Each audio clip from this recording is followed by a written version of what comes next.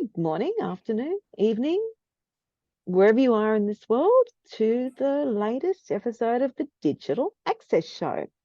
Joining us today are a couple, Sally and Amir Meshel. We heard from Amir last week talking about real estate and ways for people to get their own accommodation, and he gave us some really great tips. This week, I really want to focus on what Sally does because I'm very passionate about the industry that Sally's in. Sally, can you tell us a bit about what you do? Hi, Narelle. I sort of started my journey probably about 15 years ago as a teacher, early childhood teacher. And that was firstly with my diploma of childcare that I first did when I was 19. And then I ventured across the world as a nanny and did a bit of experience of nannying with different families and ventured the world with Canada and London. I then came back and did my early childhood degree at 25 and as a mature age student. And graduating in about 2010. And then from 2010 till now, so the last 15 years, I've pretty much just ended up here finding my niche in special education due to the experiences that I've had working with all the different abilities and behaviours and tailoring, wanting to sort of tailor into assisting the children as much as I can with their needs and wants. Yeah. So I'm currently working as a special education teacher in a support unit in a mainstream setting. Wonderful. One of the things that always fascinates me, I've got two autistic sons. Amir's aware of that. I think you've met one of them. I'm not sure, Amir. I can't remember now. But one of the things that fascinated me when they were going through school, so I've got one son that he likes to say is normal, but I'll say, yeah, well, when most of your family have got a disability, what's normal? The education system back when they were going through school, one of the things that struck me was special ed teachers really did try hard, but the resources really weren't there. Digital accessibility, even down to catering for the particular needs of really full-on children on the neurodivergent spectrum. What is it like today? I think with the technologies and how it is sort of 2024 now, there's those ways that you're able to access technologies through iPads, which have different applications called LAMP, which stands for the Language Acquisition and Motor Planning. You've also got Prolo to Go, which is another avenue, and you've got other ones like even as simple as GoTalk, which involves visuals being inserted into a machine. I think too that like in terms of like catering for people who have different disabilities in regards to vision impaired or autism, anything, anything is the fact also that when people don't have access to an iPad and the technicalities of it, you can also do a low-tech version, which is what we implement in the classroom. So the idea is you take it with the access of a screenshot of the iPad screen, and then you can laminate that. But you could also put even Braille or, because it's pretty much like a photocopy of the iPad screen. So you're able to, there's always a way. And I think that in special education, which I sort of, I'm continuing to sort of get through in regards to like the should versus reality. So we just most recently, just at work last week, had a situation where we had to evacuate the classroom due to something happening. And the admin people came in and just, had the expectation that we needed just to move out of the classroom. So there's no phone call to say that, like any sort of warning in regards to that. So, and I think that with kids with disabilities, they need that processing time. So, it's just that sort of, and I think that also with inclusivity, the idea is it's also a should versus reality thing as well. So, you can say that you're inclusive, but actually you need to be actioning the fact that you're inclusive rather than just talking about it. Yeah, and that's been my experience as well. Particularly I used to know with my sons when they got relief teachers, and it was always a real stress. I could always pick when a relief teacher had been there because my son would have had a really bad day because it happens. This is Yeah. life. But he couldn't, particularly the one that's very highly, neurodivergent, high on the autistic spectrum, he couldn't cope with that change in teacher. And the Mm. teacher really struggled to cope with him Right. because obviously the teacher's suddenly got this child that has a bit of garbled speech, maybe, has very set ideas and, very, very routine oriented children, where the normal classroom teacher is very aware of those routines and can handle it. A relief teacher really struggles. Mm. What supports are there for the teacher in those situations and for the child so the child can still have a successful day at school and the teacher can have a successful day? Yeah, I totally agree with the fact of the routine, and when I have to be replaced in regards to if I'm still on site or if I've having a sick day or whatever. I think that I'm getting tingles about how passionate I am about this because I'm in a really great workplace at the moment. Regards to I'm highly, highly supported with my assistant principal and the other teachers around me. So with that, I have that approach when I am on site and I am being replaced by the casual teacher. I pretty much just say things, I've got the day plan organised for the children.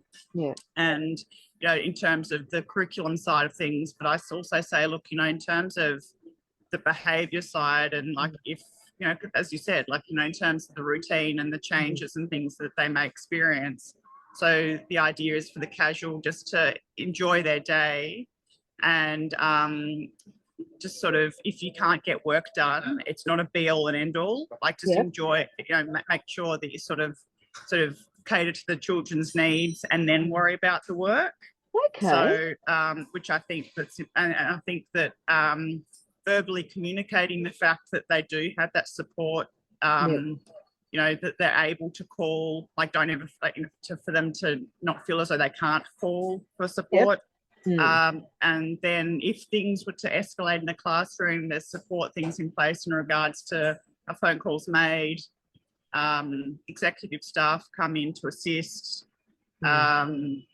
It's sort of just depending on the scenario, depends on the action. But I feel rest assured knowing that I can verbally communicate whoever comes onto my class, that they're sort of rest assured knowing that we have their back. What about on the children's side? How do you manage those changes with the children themselves from their point of view? I think that, once again, when I said that it's probably a bit trickier in regards to I think with the communication with the adults in the room, just to tell, because if I'm physically not there able to tell the children that I'm not going to be there or things like that, it's sort of just to tell my teachers aide or SLSO, Sally's not here because of, if they ask or if they're non-verbal and they, sort of read their signs, they're upset or whatever. So it's reading their cues and working out what's needed at the time. So it's all sort of, and I find that with special education in particular, no day is the same. So, there's no sort of routine answer for how things can happen because, it's quite sort of, you have to be flexible and go with the flow. If I can say something, Narelle, on obviously I'm speaking my beautiful bride. And I'm speaking as a doting husband, but what I've seen in Sally's 15 years is Sally was the relief teacher. So Sally's actually taught at 33 schools around New South Wales. So when you have a period of time of 15 years and you handle so many different personalities, think about in your normal day when you're meeting new people. If you're in a closed workshop, you might work with the three same people all the time. A school teacher like Sally, for example, a class might have between 10 and 25 students. But if you're teaching at 33 different schools, you've been across at least 1,000 to 2,000 students. That's a really good point. So when you see a behavior, you can very quickly adjust to it to find out, first of all, why, which is quite often written down in a manual where there's the handover. So you walk in and there's a communication book. Yep. And Sally, before she takes a day off, if she needs to have a day off, or she has a day in lieu, she communicates before she leaves in the folder, so that the relief teacher or the teacher that's coming into that classroom knows where the progress is every year. Now, Sally won't tell you this because she's too modest, but what I've heard from the families that have their children at a special needs school, at an SSP, which is School for a Special Purpose, at one of Sally's schools. Now she's working in a mainstream school, but in a special class. At the end of the year, when the children have been with her for one whole year, the home communication, the way that they talk to each other, to their son, to their daughter, within their siblings, within their whole family unit, is so much softer, so much more peaceful. Because you realize there will be days where things spike, but you also realize that there's a routine, there's answers. So every day is different. There's no set routine. But when you have a great teacher and you have great support from the school, from the assistant principal, from the principal and the other teachers towards a support unit, by the end of the year, you're making massive progress to a family, not just to the child, but to the child and their family. It brings families close together. So I thought I'd say that because Sally's too modest to say that about herself. I would also, I would like to quickly say too that we've just had a new student start just recently as well, and they've come from a bit of a sort of difficult situation, and so now they're hopefully in a support setting where they're going to be more supported and well catered for in regards to the smaller class size and the more support. And just recently, or just last week, so the boys on sort of partial attendance at the moment, sort of as a gradual process of transition to the school. And the mum, who I have been seeing every morning, she says to me, I apologise for my child being so hard. And I said, oh no, it's not hard. We just have to work with him, sort of get his needs met. Anyway, so she came to pick him up 2 hours later or whatever, and she's like, oh, Sally, you've really made my day with what you said this morning. And I said, oh, what was that? Because I couldn't remember. She said, when you said that my child's not hard to work with. I said, well, he's not. It's the idea of like working out how you can help, access him, have the accessibility of like what he needs, and treat him like a human rather than somebody it's too hard. That's it. I think for my son, one of the best conversations I ever had, and he was still in primary school, the deputy principal happened to be walking past one day, and she was the deputy principal of special ed as well. And she said to me, oh, gee, he's got that AFL down, Pat. And I said, yep. And she said, what about the cricket? And I said, oh, he loves cricket. I saw her the next day, and she said, holy smokes, we just had the best conversation. And she said, he and I walked around the school for half an hour talking about the latest game. And then she was behind him and she was backing him.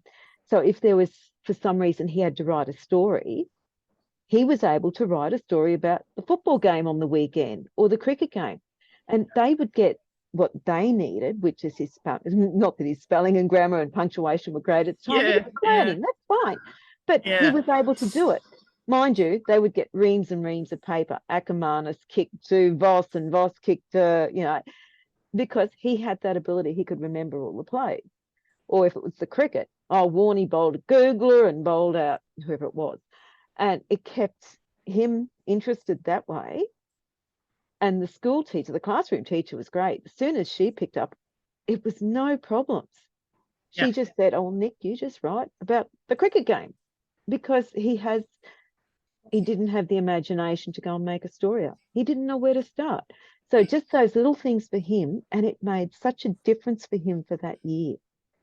It was just the best year for him. And I've never forgotten those two ladies, because just those two little tricks, he was connected, he was enabled, he was one of the class, he wasn't any different. And it worked. Yeah. And I think that's one of the things I always find, we're just normal people, aren't we? Everyone's normal.